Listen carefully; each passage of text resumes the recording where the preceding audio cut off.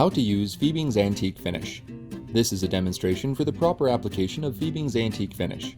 It is a paste that, when applied, imparts a soft, lustrous patina that emphasizes tooling, carving, and embossing with a subtle two-toned effect.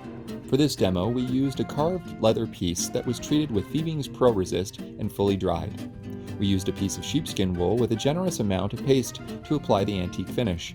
Do not put the paste directly from the bottle onto the leather. Apply the paste in a circular motion over the entire piece, quickly rubbing the paste into all the edges and grooves until there is an even coat over the leather. Continue rubbing the paste around to ensure an even coat and to remove any excess paste.